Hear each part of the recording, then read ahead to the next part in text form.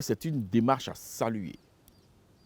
Lorsque vous êtes dans le besoin, lorsque vous avez des choses à vendre au plan culturel, au plan historique, au plan patrimonial, vous ouvrez grandes vos portes et vous invitez ceux qui sont à même, n'est-ce pas, de vous découvrir pour votre bonheur, pour votre développement, vous leur permettez d'entrer chez vous. Et les freins qu'on observe souvent dans l'attribution des visas, ça et là, tout le monde sait de quoi je parle. Ces freins-là, le président Patrice Talon a décidé, en communion avec son gouvernement, de l'ôter pour les investisseurs chinois. D'aucuns disent, oui, nous serons inondés. Qu'est-ce que nous ne sommes pas encore face aux produits chinois?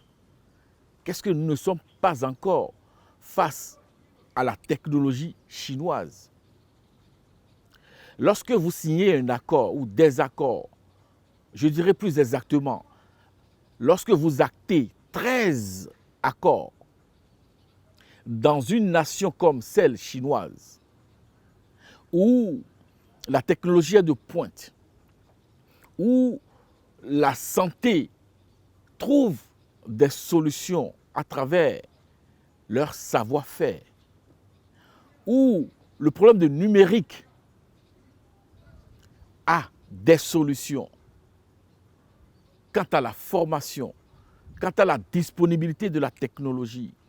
Lorsque vous avez tout ça, vous ne fermez pas vos portes à travers des considérations égoïstes. Le Bénin reste le Bénin. Le Bénin reste une nation souveraine.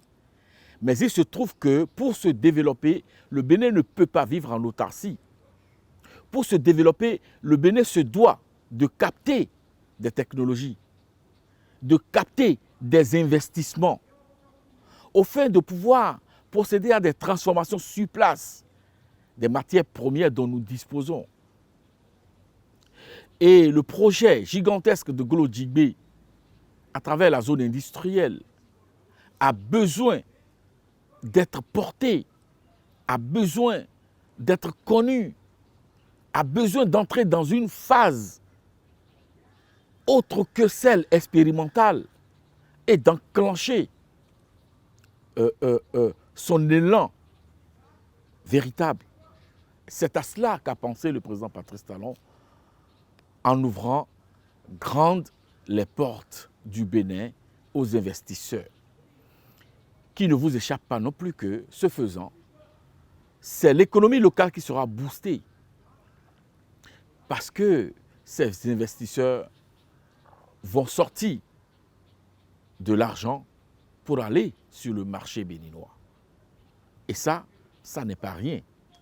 Donc je crois que c'est une décision à saluer. Il reste que c'est une décision à encadrer. Il reste que c'est une décision à faire comprendre aux nôtres. Parce que nous demeurons et nous demeurerons une terre d'accueil où notre hospitalité légendaire est saluée à travers le monde.